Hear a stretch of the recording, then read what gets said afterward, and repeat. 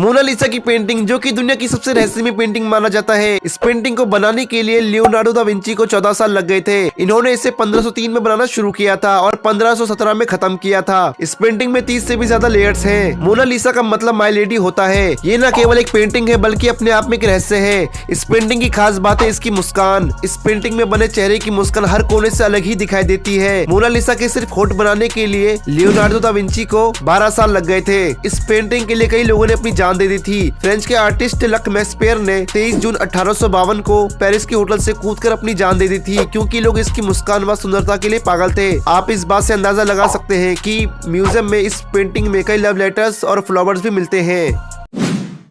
इतिहास में कुछ ऐसे लोग भी हुए हैं जिनके पास इतनी दौलत थी कि जेफ बेजोस जैसे अमीरों की संपत्ति उनके सामने बहुत कम साबित होती है। तो चलिए हम इस पर बात करते हैं। फैक्ट नंबर 1, हैदराबाद के अंतिम निजाम मीर उस्मान अली खान। निजाम के पास इतनी दौलत थी कि वे अपने पास 282 कैरेट हीरे का पेपरवेट बनाकर अपने पास रखते थे। उनकी रियासत का कुल क्षेत्र 80,000 वर्ग किलोमीटर से भी अधिक था। फैक्ट नंबर 2, जगत सेठ। जगत सेठ का मतलब होता है बैंकर ऑफ द वर्ल्ड। साल 1718 से 1757 तक ईस्ट इंडिया कंपनी इनसे हर साल 4 लाख तक का लोन लेती थी। इस घराने की कुल संपत्ति 1 करोड़ पाउंड थी। इसे आज के समय के अनुसार देखा जाए तो ये 1000 बिलियन पाउंड के करीब होगी। Fact number 3, Andrew Carnegie. ये बेहद ही गरीब परिवार से थे। मात्र 13 साल की उम्र में ये कपड़े बनाने की फैक्ट्री में हर रोज 12 घंटे की मेहनत से पैसे कमाते थे और बाद में स्टील कंपनी में अपना पैसा इन्वेस्ट करते थे। बाद में इन्होंने खुद की स्टील कंपनी कार्गेनी स्टील कॉर्पोरेशन शुरू की और अपनी मेहनत के दम से ये 1889 में दुनिया के सबसे अमीर आदमी बने।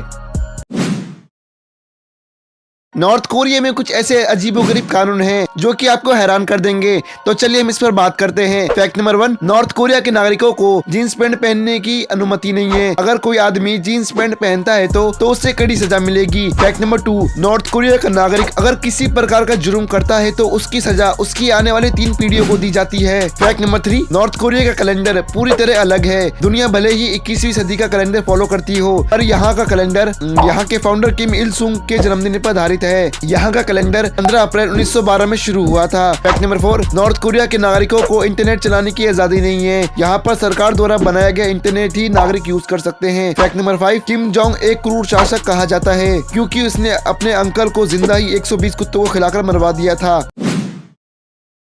लगातार कोई काम करने पर हमें उस चीज की लत लग जाती है। ऐसे ही दुनिया में कुछ ऐसे अजीबोगरीब लोग हैं जिन्हें बेहद ही अजीब लत लग चुकी है। तो चलिए हम इस पर बात करते हैं। फैक्ट नंबर 1, बिल्ली के बाल खाने वाली महिला। अमेरिका में रहने वाली लीजा, इनकी लत बेहद ही अजीब है। उन्हें अपनी बिल्ली के बाल खाना काफी पसंद है। वो दिन में 3 बार हेयर बॉल खा लेती है और वे ये काम 3 साल से कर रही है। फैक्ट नंबर 2, तकिए का एडिक्शन। जोहान्सबर्ग में रहने वाली टैमरा, जिन्हें असल में अपने तकिए की लत लग चुकी है। वो चाय, खाना पीना, बाहर जाने, शॉपिंग करने तक हर काम करने के लिए तकिया अपने पास रखती है। फैक्ट नंबर 3, ब्राजील में रहने वाला लुइस स्क्वारिसी, जिसे पिछले 35 सालों से एक अजीबोगरीब बीमारी लगी है। इसमें उसे आंसुओं को सूंघना बहुत अच्छा लगता है और लोगों की शव यात्रा में जाना बहुत पसंद है, लेकिन इसी आदत के चलते उसे कई बार अपनी नौकरी गंवानी पड़ी।